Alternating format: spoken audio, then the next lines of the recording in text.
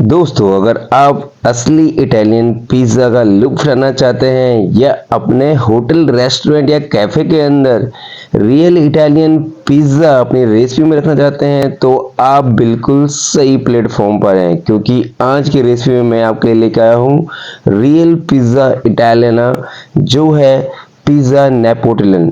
तो पूरी रेसिपी देखने के लिए सबसे पहले हम देख लेंगे इस पिज़्ज़ा के इंग्रेडिएंट। तो नेपोलिटन बनाने के लिए वाटर 700 ml, जो है 1 केजी फ्लावर के लिए हम 00 फ्लावर यूज कर रहे हैं, आप नॉर्मल फ्लावर भी यूज कर सकते हैं। इस 700 ml पानी को सबसे पहले हम वार्म कर लेंगे। टेम्परेचर होगा 40 से लेके 45 डिग्री, इससे ज़्यादा टेम्परेचर आपको इसका नहीं रखना है।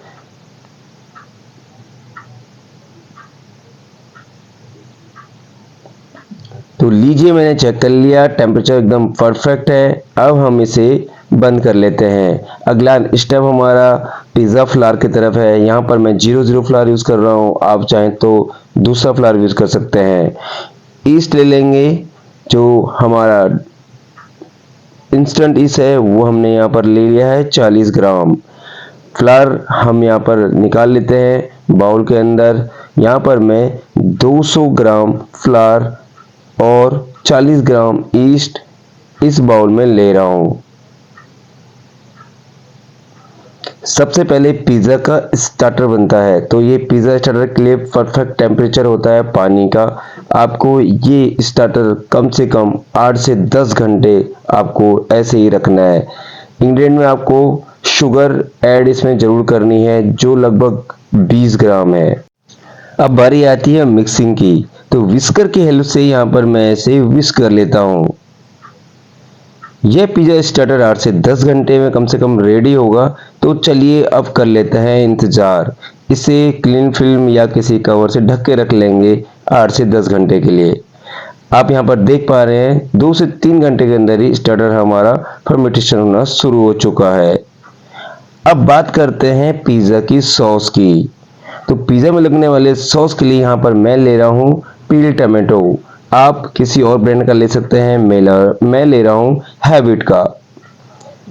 पील टमाटो मैंने यहाँ पर ले लिए हैं और इसे हम मिक्सर की हेल्प से ब्लेंड कर लेंगे।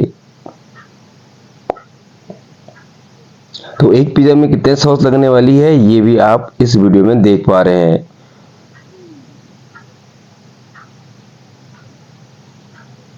आपको भी अपने पिज़्ज़ा के लिए बिल्कुल यही रेशो रखना है। तो 250 ग्राम के करीब मैंने यहाँ पर ले लिए हैं टमाटो। अब इसे घुमाने का एक स्पेशल तरीका है, आपको इसके अंदर बीज नहीं पीसने हैं, तो इसको 1 से 2 सेकंड ही चलाना है इस तरीके से। अब बारी आती है सॉस को सेट करने के लिए। देखिए दोस्तों, मैंने बीज बिल्कुल भी नहीं पीसे हैं।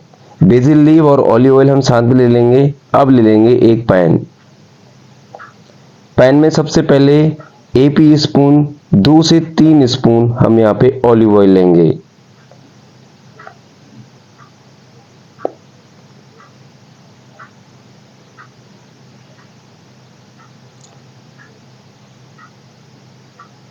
इसे कर लेते हैं हीट और इसमें ऐड कर लेते हैं टमेटोज। इसमें किसी और तरह का कोई तड़का नहीं लगाना है।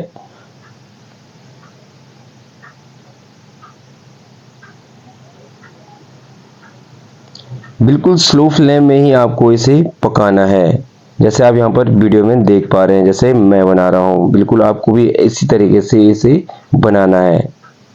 कोई और टमाटो प्यूरी नहीं, कोई और टमाटो केचप नहीं, कुछ भी आपको इसके अंदर ऐड करने की कोई ज़रूरत नहीं है। ये देखिए पकनी शुरू हो चुकी है। सॉल्ट पेपर टू टेस्ट रख लेंगे और हम यहाँ पर थोड़ी सी बेसिल लीव इसमें यूज करेंगे।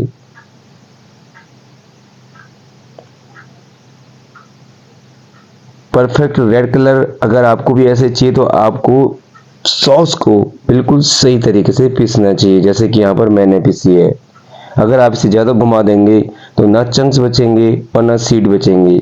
सीड के कलर आने से सॉस का कलर भी मक्खनी टाइप का हो जाता है, तो वो कलर हमें नहीं चाहिए, हमें यहाँ पर रेड कलर चाहिए, जैसे आप यहाँ पर देख पा रहे हैं। अब इसमें ऐड कर देंगे लगभग 1 चुटकी गार्लिक, वो भी रॉ गार्लिक। और अब हम इसमें ऐड कर देंगे शुगर। शुगर हम स्टार्टिंग में इसलिए डालेंगे क्योंकि ग्लेज से सॉस पकती नहीं है। यहाँ पर मैंने शुगर ले लिए और इसको ऐड ऑन कर लिया। अभी कलर जो है आपको और ज़्यादा डार्क रेड दिखेगा। यही है इस पिज़्ज़ा की मोनोपोली। स्टार्टर हमारा रेडी हो चुका है। अब हम इस स्टार्टर को मिक्सिंग बाउल में डाल लेंगे। मैं यहाँ पर ले रहा हूँ प्लानिटरी मिक्सचर। आप इस पैरल में यूज़ कर सकते हैं, बस आपको नीडर वाला ही पैटर्न यूज़ करना है। बचा हुआ मैदा मैंने इसके अंदर डाल लिया, यानी 800 ग्राम मैदा, और वो स्टार्टर का जो पूरा सामान था वो भी हमने इसके अंदर डाल दिया है। अभी इसे हम एक गियर पर ही चलाएंगे। शुरू से लेकर लास्ट तक हमें इसका एक गियर पे ही इसे रखना है। बहुत ज़्यादा तेज चलाने से मैदे में स्टार्च जल्दी उगती है, जिससे पिज़्ज़ा आपका ख़राब हो सकता है। अब बारी आती है सॉल्ट ऐड करने की, तो एक डो में हम लगभग 15 ग्राम सॉल्ट लेंगे। अब इसे भी हम इसमें ऐड कर लेंगे। दोस्तों, सॉल्ट आपको स्टार्टर के अंदर नहीं डालना है। मैंने इसे 5 से 7 मिनट घुमाया और ये हो चुका है रेडी।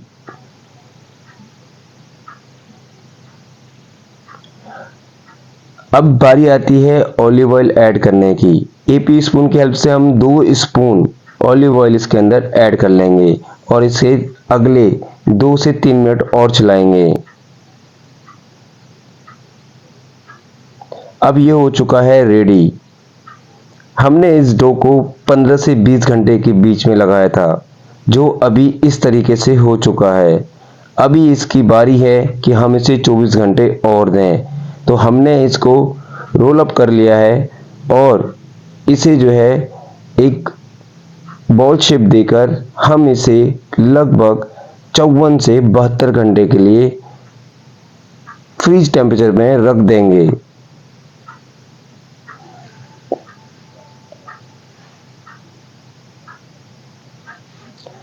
बस आपको ध्यान रखना है कि आपको इसे ढक के पूरे टाइम रखना है, या तो आप क्लीन रैप कर लें या फिर इसे किसी अच्छी लिड से कवर कर लें।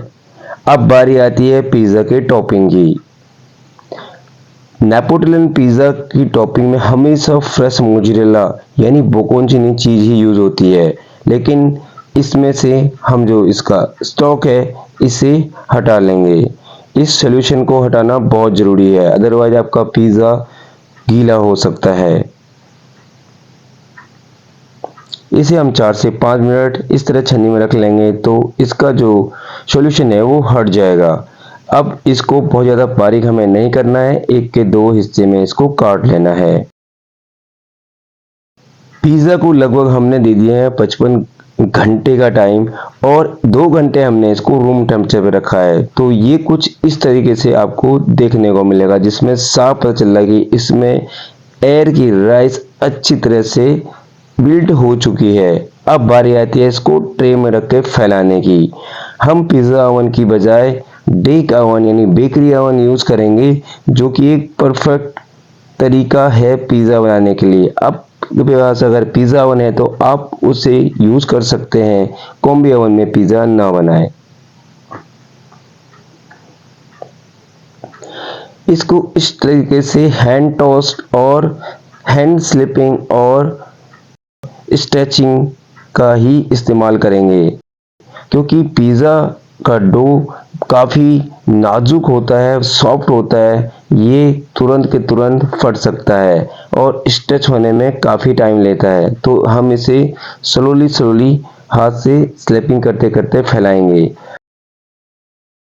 अब इसके ऊपर लगा लेते हैं बनी हुई सॉस, जो कि काफ़ी ठंडी हो चुकी है। सॉस हम इसके ऊपर पूरी 250 ग्राम लगा लेंगे। ये पिज़्ज़ा लगभग 11 से 12 इंच का है। आप छोटे भी इसमें बना सकते हैं। इस पिज़्ज़ा के किनारे काफ़ी मोटे होते हैं, जिससे आपको अंदर वाला हिस्सा 8 से 9 इंच का ही देखने को मिलेगा। पिज़्ज़ा ओवन का टेम्परेचर हम 400 डिग्री टेम्परेचर रखेंगे। यहाँ पर मैं डेक ओवन ले रहा हूँ। इस ट्रे को हम डायरेक्टली इस तरीके से यूज़ कर लेंगे। अभी मैंने इसमें और किसी तरह की कोई टॉपिंग नहीं लगाई है। बस आपको बीच में सॉस रखनी है और इसे 1 मिनट के लिए बेक कर लेना है।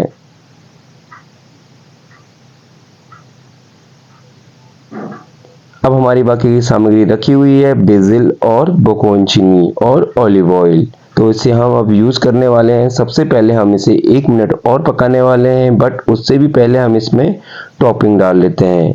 हमारी टॉपिंग में अभी है बोकोनचीनी चीज़।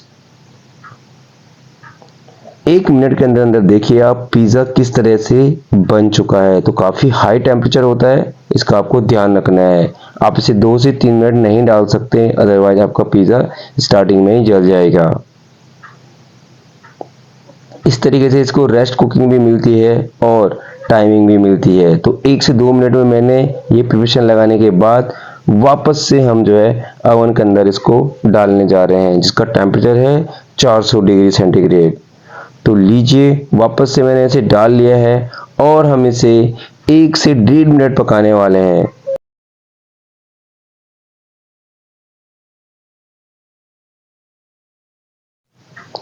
तो लीजिए हो चुका है 1.5 मिनट। अब हम इसे तुरंत बाहर निकाल लेंगे।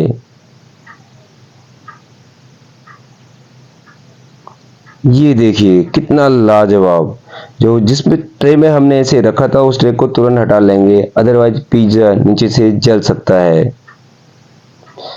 जरा इसकी खूबसूरती देखिए, बिल्कुल लाजवाब, फ्रेश और एजेस जो है इसके काफी क्रंच बने हुए हैं। अब बारी आती है इसमें बेसिल लगाने की। बेसिल आपको पकने के बाद ही डालना है। साथ में कर लेंगे ब्रेसिंग ऑलिव ऑयल की। आप एक्स्ट्रा वर्जिन या फॉमिस ऑलिव ऑयल भी नॉर्मली ले सकते हैं। इसकी खुशबू से पिज़्ज़ा और ज़्यादा आपका महकेगा। अब बारी आती है कटिंग की। नेपोलियन पिज़्ज़ा काटने के लिए हमेशा सीजर यूज़ करें, क्योंकि इसके एजेस बहुत ज़्यादा मोटे होते हैं, जो नॉर्मली पिज़्ज़ा कटर से नहीं कटते हैं। अब मैं आपको इसको काट के दिखाने वाला हूँ। इस तरीके से अगर एयर बैग्स आपके पिज़्ज़ा में बन रहे हैं तो वो एक परफेक्ट नेपोलियन पिज़्ज़ा ही है। और बीच में ये काफ़ी पतला होता है, लेकिन जो एयर बैग्स होते हैं वो बहुत ज़्यादा छोटे होते हैं, यानी क्रंची भी होता है और सॉफ्ट भी होता है। तो इस तरह की इंटरेस्टिंग रेसिपी लेने के लिए आप मुझे तुरंत फॉलो कर लीजिए। मिलते हैं एक और नई कुकिंग वीडियो के साथ, तब तक के लिए हैप्पी कुकिंग।